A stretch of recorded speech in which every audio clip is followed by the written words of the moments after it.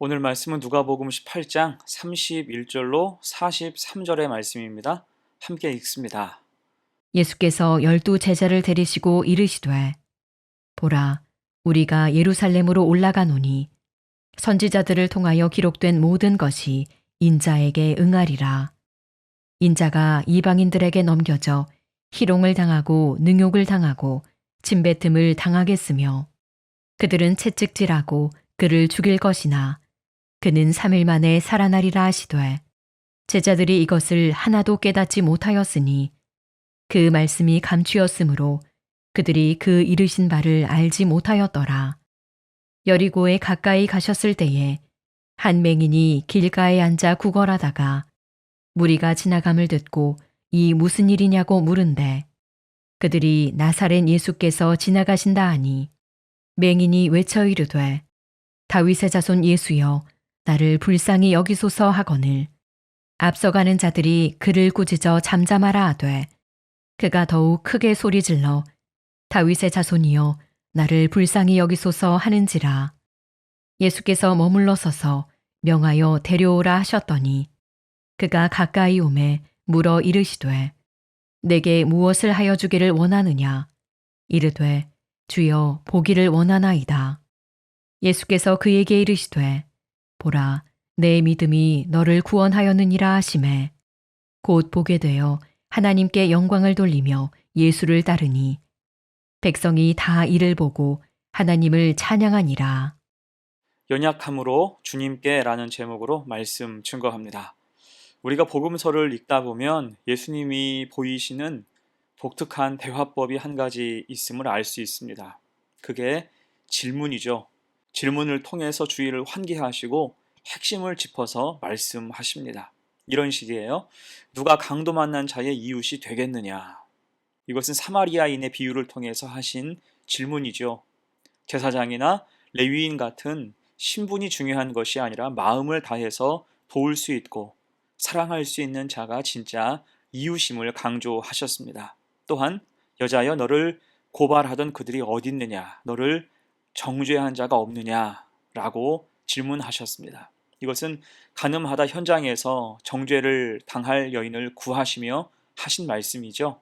남을 정죄하여서 의인인 척하는 위선을 꼬집으셨고 대신 여인에게는 그 죄를 용서하시면서 죄의 길에서 완전히 돌아설 것을 당부하신 장면입니다. 자, 오늘 본문에서도 마찬가지로 예수님은 질문하셨어요. 41절 내게 무엇을 하여 주기를 원하느냐. 맹인을 향해서 하신 질문이죠. 사실 이 맹인은 모름지기 주님 앞에 나오기까지 많은 고생을 했을 것입니다. 앞이 보이지 않아서 주님을 찾기까지 고생스러웠을 것이고 사람들의 무시와 박대가 있어서 주님을 부르는 것도 쉽지 않았음이 분명합니다. 그러면 주님이 그의 소리를 들으시고 내게 무엇을 하여 주기를 원하느냐 이 질문을 하신 이유가 무엇일까요? 지금 이 사람의 믿음이 돋보였기 때문입니다. 특히 그 믿음은 제자들에게 충분히 본이 됐어요. 사실 지금 제자들은 많이 헷갈리는 상태였습니다. 34절 제자들이 이것을 하나도 깨닫지 못하였으니 그 말씀이 감추었으므로 그들이 그 이루신 바를 알지 못하였더라. 십자가를 말씀하셔도 알아듣지를 못했습니다.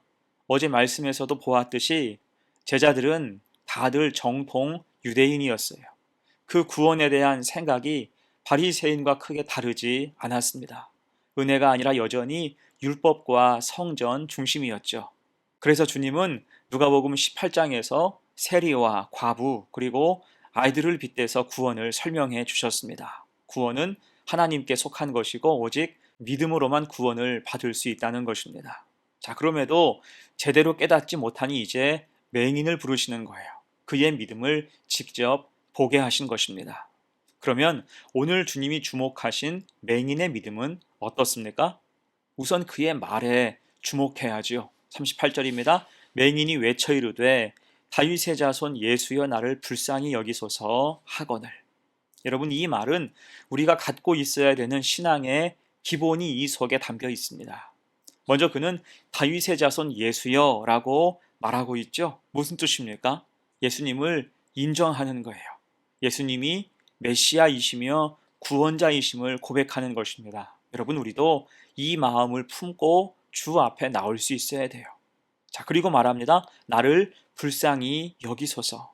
자기의 연약한 현실, 소망이 없는 현실을 정확히 인식하고 있죠. 연약함으로 주님께 나아왔다는 거예요. 여러분, 신앙의 강력함은 여기에서 나옵니다. 나의 연약함과 절망에서 출발하여서 오직 전능하신 하나님을 바라보는 것입니다. 다윗의 자손 예수여 나를 불쌍히 여기소서. 그때 들으시고 주님이 물으셨죠. 내게 무엇을 하여 주기를 원하느냐. 자, 이런 예는 또 있었습니다. 가나안 여인이 주님을 찾을 때도 이와 같았죠. 주 다윗의 자손이여 나를 불쌍히 여기소서. 내 딸이 흉악하게 귀신 들렸나이다. 절망에서 시작해서 주님을 바라보고 간절히 찾았다는 것입니다. 여러분, 우리도 그렇습니다. 먼저 나의 절망을 볼 수 있어야 돼요. 지금 내가 무엇에 눌리고 있는지 봐야 됩니다. 나의 문제가 무엇이고 연약함이 무엇이며 내 힘으로 그것을 다 해결할 수 없음을 인식해야 한다는 것입니다. 그리고 그 상태에서 전능하신 하나님을 온전히 바라볼 때 하나님은 크신 은혜로 함께 하신다는 거예요. 자, 다음으로 중요한 것은 예수님의 질문에 답하는 모습이죠. 내게 무엇을 하여 주기를 원하느냐. 자, 그러자 맹인은 즉시 답을 합니다. 주여, 보기를 원하나이다. 뻔한 질문에 뻔한 대답이죠. 그러면 주님은 왜 이런 질문을 하셨을까요? 이것은 분명한 이유가 있습니다. 나의 입술로 나의 절망을, 나의 필요를, 그리고 나의 연약함을 정리해서 고백하기를 원하신 거예요. 그래서 기도는 나의 상황을 믿음으로 정리하고 정돈하는 것과 같습니다. 주님이 몰라서, 지금 맹인의 소망을 몰라서 물어보신 것이 아니라는 거예요. 마찬가지로 주님이 우리의 소망을 몰라서, 우리의 연약함과 어려움의 처지를 몰라서 오직 모든 일에 기도하고 간구하라, 쉬지 말고 기도하라 명하신 것은 아닙니다. 스스로 기도하며 정리하고 정돈하라는 거예요. 그래서 기도하는 사람은 주님께서 질문하실 때 막히지 않습니다. 지금 가장 필요한 것을 알고 정확히 알을 수 있는 거예요. 요한복음 5장을 보면 38년 된 병자 이야기가 있죠. 주님께서 물으셨습니다. 내가 낫기를 원하느냐? 그때도 뻔한 질문을 하신 거예요. 하지만 그 병자가 무슨 말을 했습니까? 주여, 물이 움직일 때 나를 못에 넣어주는 사람이 없어 내가 가는 동안에 다른 사람이 먼저 내려가나이다. 지금 아픈 사람이 먼저 아프다는 말을 못해요. 아픈 사람이 어떻게든 고쳐달라는 말을 하지 못하고 있습니다. 자꾸 주변 이야기를 하고 새치기 당했다고 억울하다고만 하고 있는 거예요. 이것은 대답할 준비가 안 되어 있다는 뜻과 같습니다. 하지만 본문에서 맹인은 그 즉시 답을 하죠. 주여, 보기를 원하나이다. 전능하신 하나님을 바라보며 그 간절한 소망이 이미 정리된 것입니다. 마찬가지로 성경을 보면 쓰임받는 사람은 늘 대답이 준비되어 있어요. 1000번째 후에 하나님께서 솔로몬에게 물으셨죠? 내가 내게 무엇을 줄고 너는 구하라. 그러자 솔로몬이 뭐라고 했습니까? 나에게 듣는 마음을 주십시오. 지혜를 구해요. 이것이 솔로몬의 탁월함이었습니다. 이 하나님께서는 네가 부도 구하지 않고 수도 구하지 않으니 구하지 않은 영광까지 주겠노라 말씀하셨어요. 자, 또한 하늘로 승천하기 전에 엘리야가 엘리사를 불러서 묻죠. 내가 가기 전에 내가 너에게 어떻게 할지 구하라. 그때 엘리사의 답이 무엇이었습니까? 당신의 성령이 하시는 역사가 갑절이나 내게 있게 하소서. 아멘. 곧 구할 준비, 그리고 받을 준비가 다 되어 있었습니다. 그리고 그 위에 하나님이 은혜를 가득 부어주셨어요. 자, 그래서 우리도 구할 것을 늘 준비해 놓고 있어야 돼요. 항상 기도해서 나의 연약함을 알고 믿음으로 간구할 수 있어야 됩니다. 맹인은 자신을 불쌍한 사람이라고 고백합니다. 솔로몬은 자기가 어린아이와 같다고 고백했어요. 엘리사는 능력 없음을 고민하며 고백했습니다. 자기가 어떤 사람인지 연약함과 부족함을 미리 알고 있었다는 거예요. 그 상태에서 전능하신 하나님을 향하여 구하며 기도하고 나아간 거죠. 그랬을 때 맹인은 눈을 떴고요. 솔로몬은 지혜를 얻었고 엘리사는 갑절의 영감으로 능력을 얻게 됐습니다. 자, 이제 오늘 말씀을 정리하면서 여러분, 우리 삶도 그래요.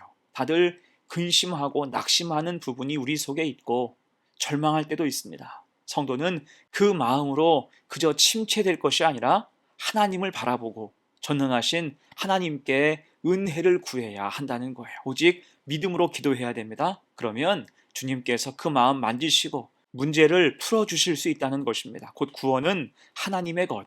우리는 믿음으로만 나아갈 때 하나님의 은혜를 입을 수 있다는 것입니다. 오늘 42절로 43절 읽습니다. 예수께서 그에게 이르시되 보라 내 믿음이 너를 구원하였느니라 하시매 곧 보게 되어 하나님께 영광을 돌리며 예수를 따르니 백성이 다 이를 보고 하나님을 찬양하니라. 아멘. 믿음 보시고 구원하셨습니다. 연약함으로 주님께 나와서 은혜를 구할 때 풍성히 채우시는 주님을 경험하게 됐다는 거예요. 이런 은혜가 우리에게도 가득 임하게 되기를 간절히 축원합니다. 아멘. 함께 기도합니다. 은혜로우신 하나님, 오늘 맹인처럼 우리도 간절한 믿음이 있게 하옵소서. 나의 절망과 연약함, 어려움을 바라보면서 내 힘으로 그것을 다 해결할 수 없음을 인정하고 전능하신 하나님을 간절히 바라는 믿음이 우리에게 있게 하옵소서. 그 간절함을 들으시고 은혜 주실 줄로 믿사오니 날마다 기도하여 주님 앞에 엎드릴 때 우리의 길을 인도하옵소서. 구원은 오직 하나님께 속하여 싸우니 한치의 의심과 주저함이 없이 주님 붙잡고 살게 하옵소서. 이 하루도 붙잡으시고 은혜로 우리의 삶을 채우시옵소서. 감사드리며 예수님의 이름으로 기도합니다. 아멘.